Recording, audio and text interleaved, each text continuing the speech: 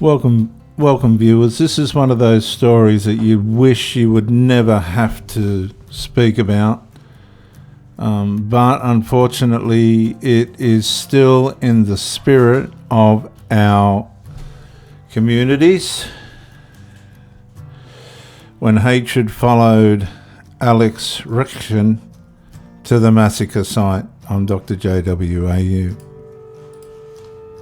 Today afternoon, something pretty special and empathetic was happening quietly and with no publicity apparently. Leaders from the Sydney Swans were revisiting the site of the Bondi massacre and discussing its implications with local community members. Alex Ryvchin from the Executive Council of Australian Jewry was there. You know him well from this show.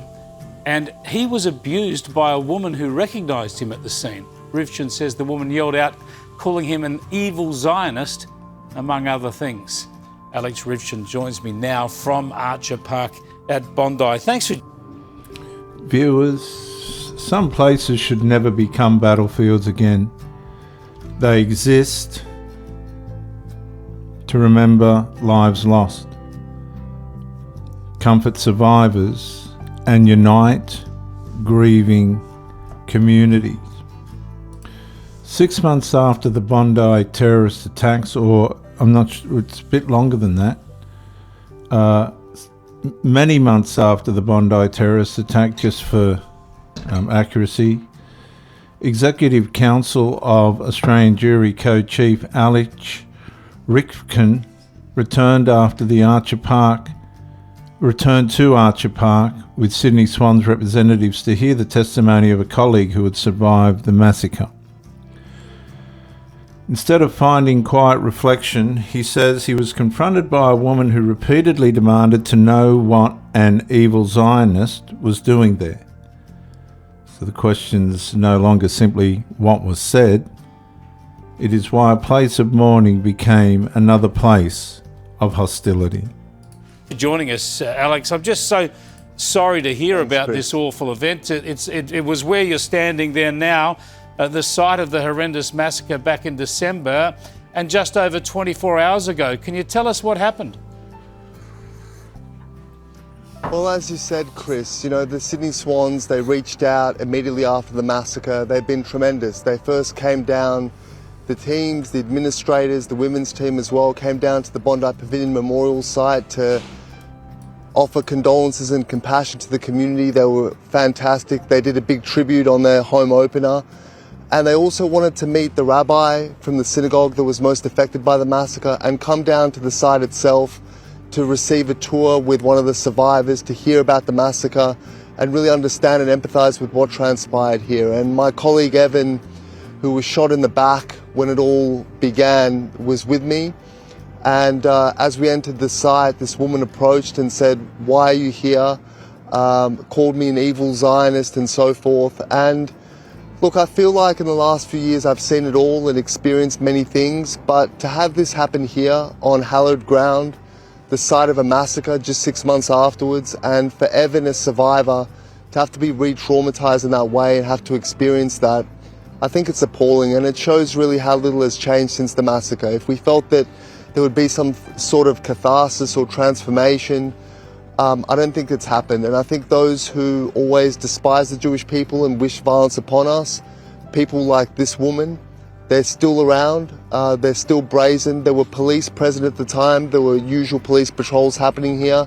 They observed everything, she wasn't deterred by their presence. It shows the sorry state of affairs we're in at the moment, Chris.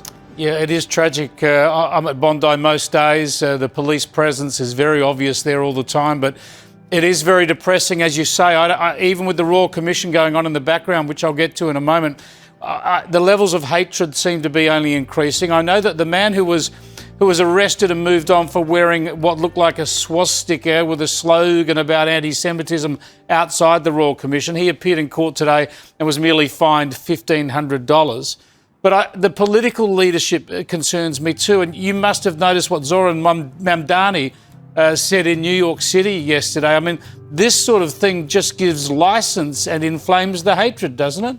Viewers, according to Alex Ryvchin, the confrontation occurred in front of a survivor of the Bondi terrorist attack with police officers and media nearby. He says the woman recognised him from television and repeatedly referred to him as an evil Zionist. When he challenged her over the appropriateness of her conduct at the Massacre site, he says the abuse continued. Police intervened and spoke with those involved, although New South Wales Police later stated no further action would be taken. For Mr. Ryvchin, however, the incident was about far more than one hostile exchange. He described Archer Park as hallowed ground, a place where grief should transcend political division, and I agree. His conclusion was stark.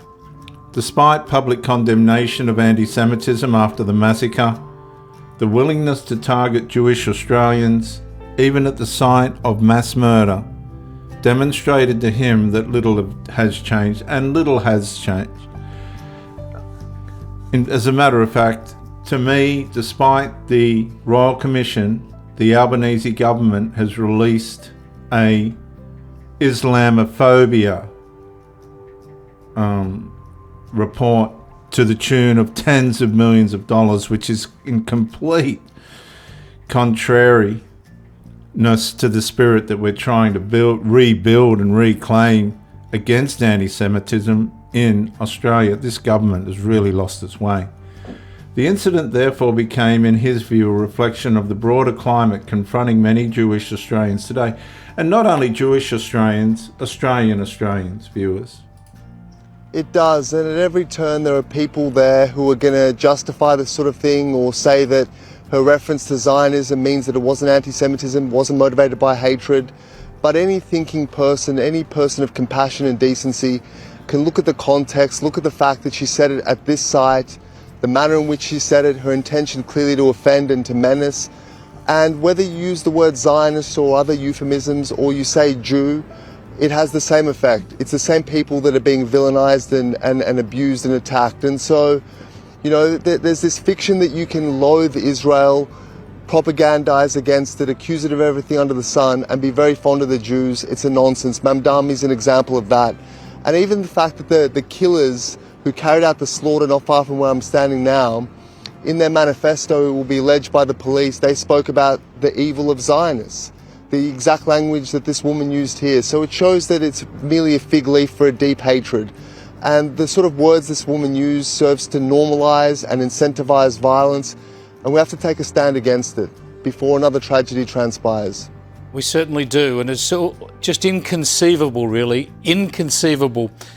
Even if you take into account the best possible spin on this sort of abuse, the best possible argument someone might have for making some sort of a political call, to do it there on that place to someone that you know is Jewish, it's just beyond human, isn't it?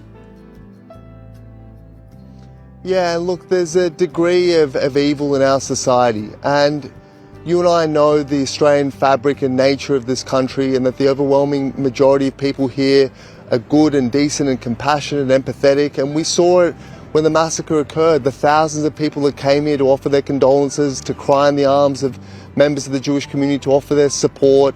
So many people of all walks of life and all faiths. But there are people here who suffer from a sickness, and anti-Semitism is a sickness. And unless we take hold of it, it will continue to corrupt this society and change the nature of what it means to be an Australian. Now, the ALP National Conference meeting in Adelaide this weekend, there will be agitators there to strengthen even the ALP's already very pro-Palestinian, anti-Israel standing. Ed Husick, the former frontbencher, Muslim MP, is pushing hard on this, using the term apartheid against Israel. Again, this is where the political attacks cross the line into personal hatred, isn't it? They do, and they have to understand, and the leadership of the ALP has to understand, that activists like this, they've been at this game for a long, long time, trying to push the party more and more to a confrontational position with Israel, and they will never be satisfied. They want to see the complete abandonment of relations with Israel. They want to see its complete isolation, boycott, sanctions, and the rest. And when you have terms like apartheid used, colonialism, accusations of genocide and starvation, that effectively means that the state is evil. And what do you do to evil states like that? You destroy them. You confront them in every way possible. And people who defend the state, i.e. the Jewish community and people who are deemed Zionist, are deemed to be complicit in that. So there's a clear continuum, there's a clear connection between the demonization of Israel in the most extreme terms, which we regularly see, and attacks on the Jewish community. And the quicker the government realizes that, the better. Viewers, a memorial is where a community remembers the innocent. It should never become a place where survivors, mourners or visitors face hostility because of who they are or what they are perceived to represent.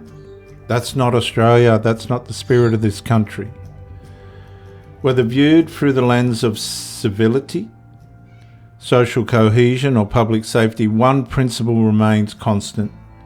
If Australia is serious about confronting hatred, then places of remembrance must remain places of dignity, where grief is respected, disagreement is restrained, and every person can mourn without intimidation. I fear that under the government that we have, there is a covert spirit running against the peace that all of us are crying out for.